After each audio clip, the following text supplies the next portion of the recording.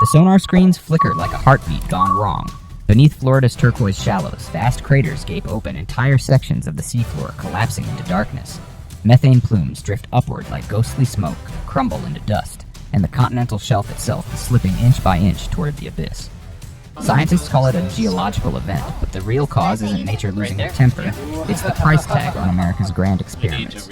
For decades, Washington and Tallahassee sold Florida as the model of man-made paradise. Rerouted rivers, artificial beaches, pumped aquifers, phosphate mountains built on dissolving limestone.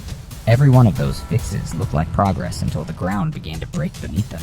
Now Florida's foundation is literally tearing apart, a slow-motion collapse that money can no longer hide. What if the ocean floor beneath your own coast began to crack open? What if this was just the first warning shot? This is the Downturn Report, where the truth gets personal. And tonight we uncover how the ocean floor beneath Florida just gave way, and why the United States is finally paying the price for its own crazy plans. Ocean's hidden trapdoors. If the sea could scream, Florida would be deaf by now. One morning, fishermen off Sarasota saw something that made their stomachs drop faster than their nets, a perfect swirling eye of cobalt water, opening where there should have been a solid seafloor. Scientists call them blue holes. Locals call them bad omens. NOAA's ocean exploration team, however, calls them a mystery with teeth. They've found dozens, maybe hundreds of these underwater sinkholes dotting the Gulf continental shelf, each one like a landmine buried in limestone, waiting for a little more pressure before it caves in.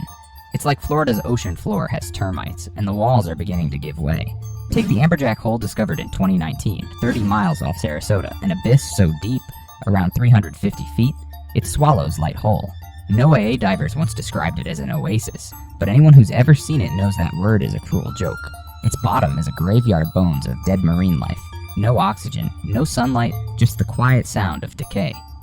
Then there's the Green Banana Hole, a name that sounds like a smoothie shop special but hides a void nearly 430 feet deep, with its rim sitting 150 feet below the waves. Scientists say it formed when sea levels were lower when that land was dry before the ocean reclaimed it like an overdue debt collector. Now the rising pressure of groundwater and shifting sediment layers are reopening those ancient wounds. The U.S. Geological Survey's seismic reflection profiles reveal a horror movie written in limestone. Beneath the Gulf, they've found collapse features cavities, dissolving faster than sugar cubes in hot coffee. In one case, the red snapper. Sink near Crescent Beach has already torn through the seabed, exposing layers that should have stayed buried for millennia.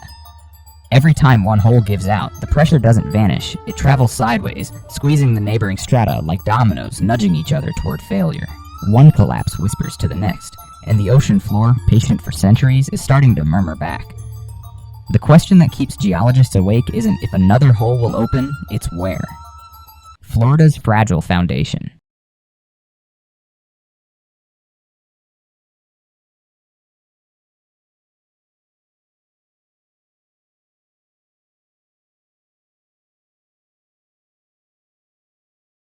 On NOAA and USGS bathymetry charts, the West Florida shelf sprawls outward nearly 120 to 180 kilometers from the coast, before hitting its shelf break. A sudden drop around 60 to 75 meters deep. It's like a swimming pool with a cracked bottom wide and shallow, until it suddenly gives way. The trouble starts with what this shelf is made of. Instead of solid rock, it's a thin crust of sand and mud resting on ancient karst limestone, a Swiss cheese of caves and tunnels formed by centuries of dissolving carbonate. Geological drilling by the Florida Intercontinental Shelf Program and Bureau of Ocean Energy Management confirms that much of this seabed is little more than a veneer, a few meters of sediment, hiding a honeycomb of voids below. When the sediment thins, that fragile limestone takes the hit, and water pressure begins to chew away its edges. Seismic profiles from the USGS Speckler and Red Snapper studies off Florida's northeast coast show collapse features lurking just tens of meters beneath the seafloor, meaning the limestone ceiling beneath that thin sediment cover is already sagging. Once erosion strips away that protective layer, the seafloor is exposed like skin without muscle, vulnerable to every shift in current or surge in groundwater. And when one weak patch gives way, the pressure doesn't stop there, it travels like a ripple racing across wet sand, setting the stage for the next collapse. Methane's silent uprising. Imagine the ocean floor exhaling not bubbles of air, but methane, seeping silently through cracks like whispers from below. These methane seeps, or vents, are the ocean's pressure valves where buried gas escapes through weakened sediment. When the sediment cap fractures, methane stored in hydrates or trapped chambers surges upward through what geologists call chimneys, vertical columns of gas that pierce the seafloor like ghostly flares. According to Geoscience World's study, evidence for extensive methane venting on the continental slope. These sudden methane releases can trigger slope failures by breaking the bonds that hold seafloor sediment together, turning firm ground into sinking sand. In Florida's warm coastal waters, the risk grows sharper. Methane hydrates stable in colder, high-pressure depths become volatile here. A drop in subsurface pressure, whether from groundwater withdrawal, drilling, or shifting currents, can melt those hydrates, releasing trapped gas that punches upward and forces the sediment to swell and crack. NOAA and USGS surveys across U.S. margins have already detected numerous methane seeps, proof that such gas leaks are far more common than anyone once believed. Each methane vent acts like a vein of pressure. As gas rises, it fractures the overlying layers, spreading cracks outward and downward toward the limestone base.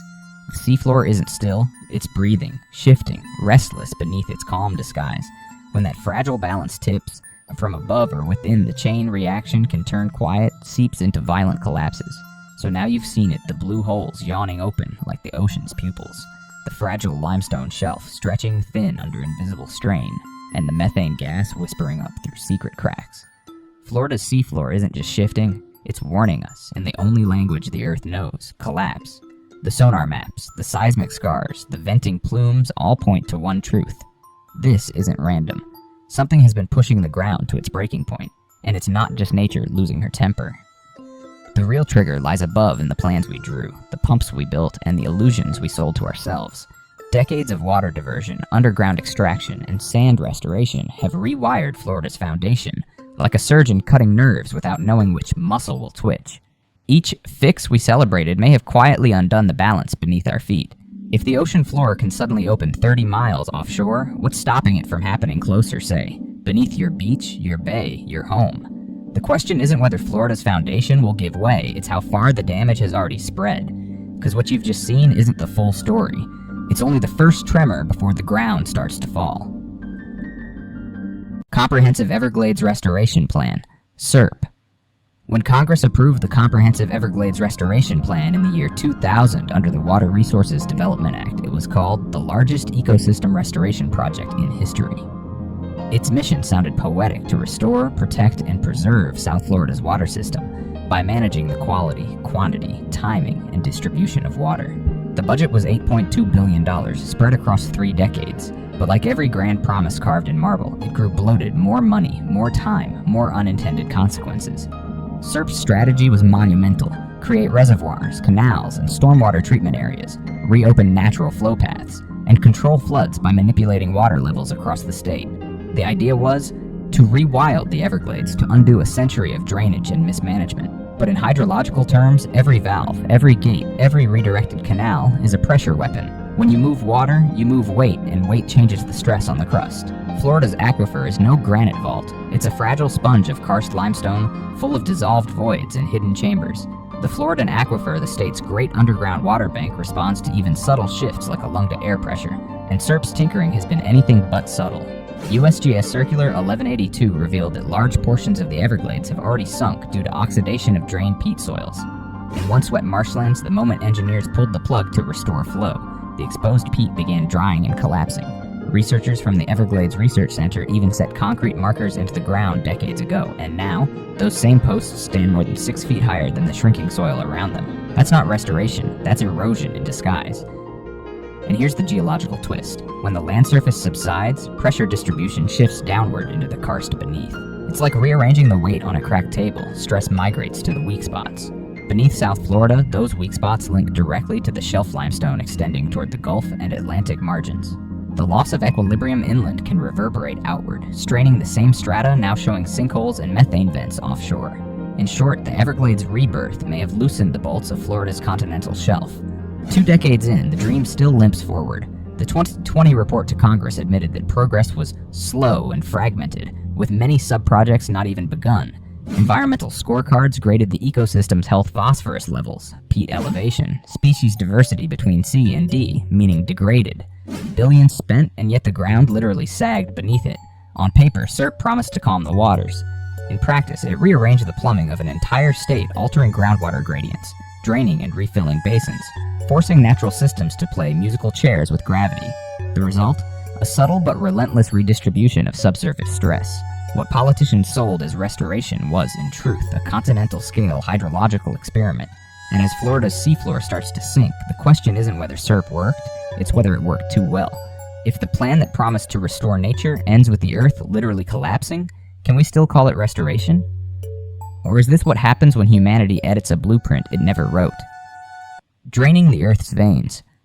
Florida has been drinking its own lifeblood for decades, siphoning water straight from the veins of the planet. Beneath its beaches and theme parks lies the Floridan Aquifer, one of the most productive groundwater systems on Earth, feeding more than 10 million people and sustaining farms, factories, and golf courses. But as the state's thirst grew, so did the damage. USGS reports show that in areas like Tampa Bay and Polk County, groundwater levels have dropped by as much as 60 feet, nearly 18 meters below their historical highs. Picture that, an underground lake drained so far down it's like pulling the cork from a continent. And when that invisible support vanishes, the land above begins to fold in on itself. Florida's geology is a delicate skeleton of karst limestone, porous, hollow, and kept stable only by the pressure of the water within it. Remove that water, and the balance collapses like a lung without air. The 2016 sinkhole at Mosaic's phosphate facility in Mulberry, Polk County was a chilling example. A hole 45 feet wide opened beneath a massive gypsum stack, swallowing an estimated 215 million gallons over 800 million liters of polluted water straight into the Floridan Aquifer.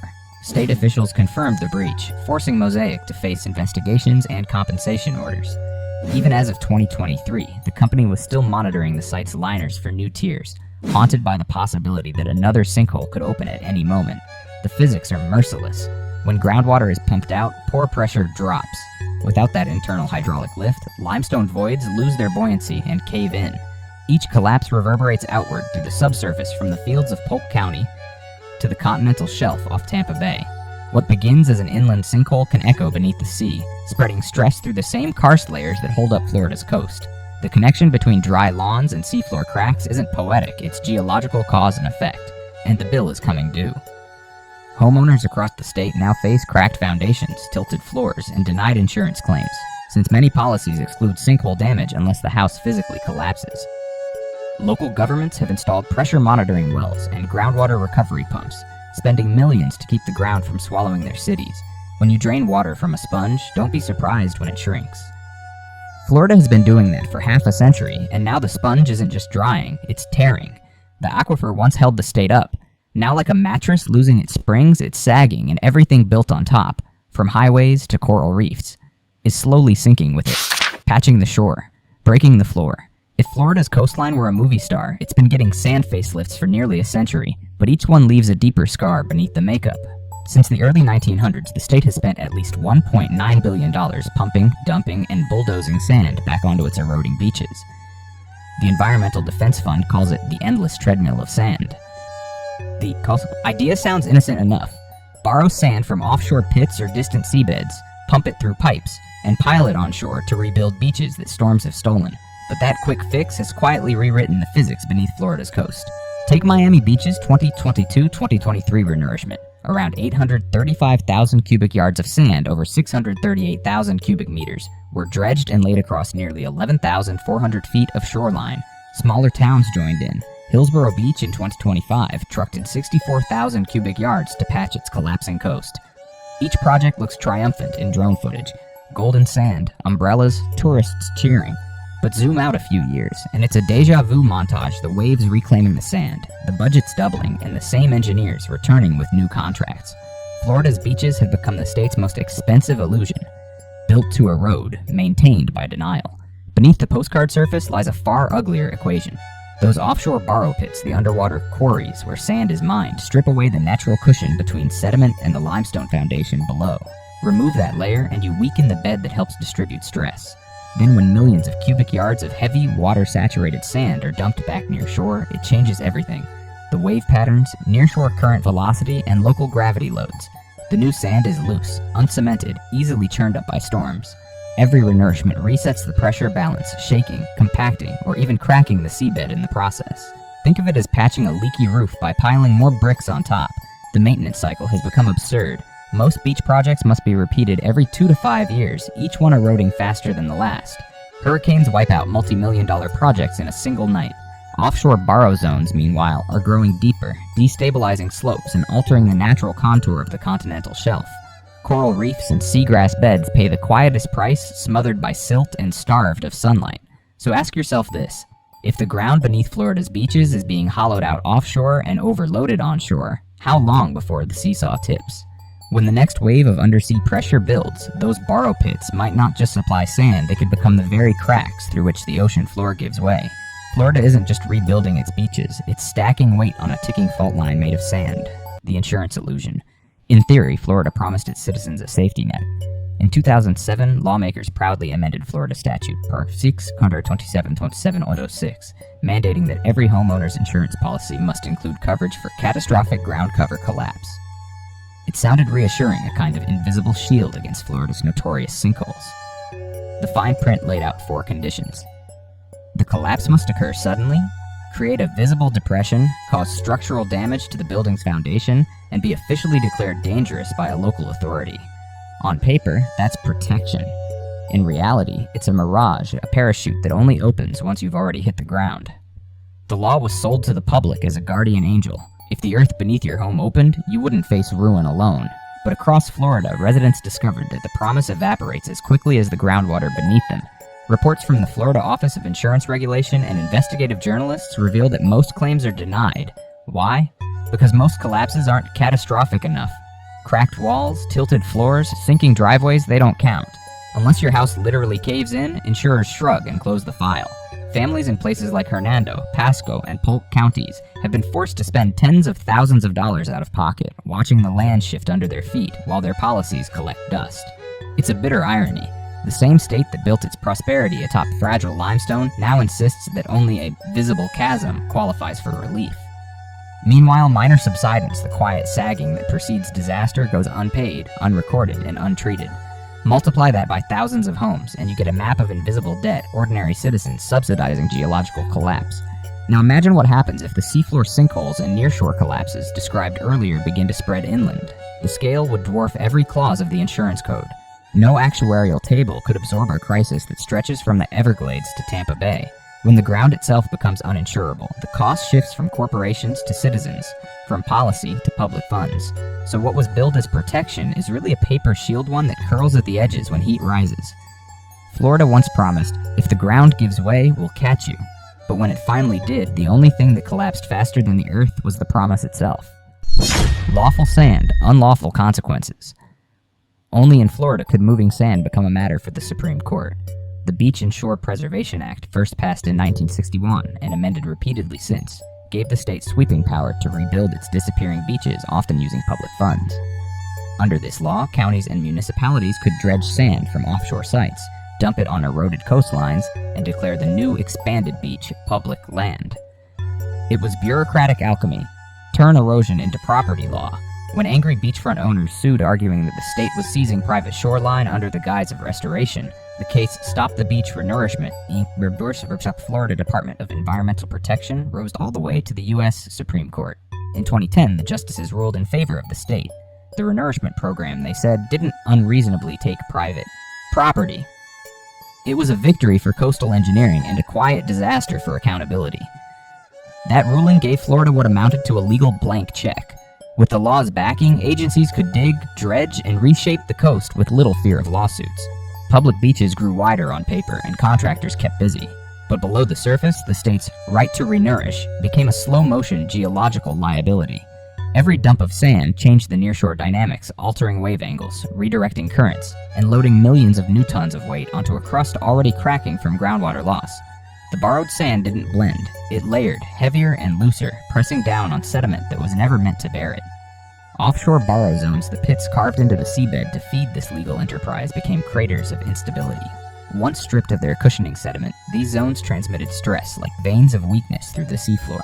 As the seafloor thins, these borrow zones could act like dominoes in a chain reaction. One collapses, redistributing pressure that triggers the next. It's a quiet feedback loop. The same law meant to protect the coast is now silently undercutting it. And the financial cost mirrors the geological one. Each replenishment project lasts only a few years before erosion returns.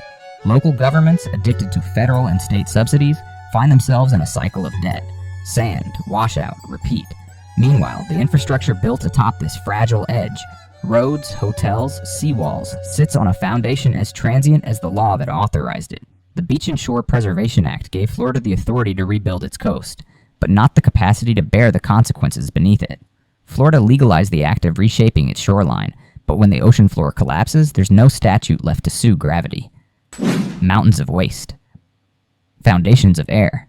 Florida built its fortune on fertilizer and its ticking time bomb on limestone. For more than a century, the state's phosphate industry has mined the bones of ancient seabeds to feed the world's farms. But the dirty secret behind that global supply is what's left behind. Phosphogypsum, a radioactive, acidic byproduct stacked into towering gypsum mountains that sit like chemical volcanoes atop Florida's karst landscape. According to AP News, the state now holds more than 1 billion tons of phosphogypsum stored in dozens of stacks across its center. Imagine hills of toxic dust, some as tall as 30-story buildings perched on limestone so porous it might as well be Swiss cheese. What could possibly go wrong? In 2016, at Mosaic's New Wales facility in Polk County, the ground answered. A sinkhole 45 feet wide opened beneath a gypsum stack, swallowing roughly 215 million gallons, about 814 million liters of wastewater, laced with heavy metals, radium, and acidic residue. The toxic slurry plunged straight into the Floridan aquifer, the same underground reservoir that supplies drinking water to millions.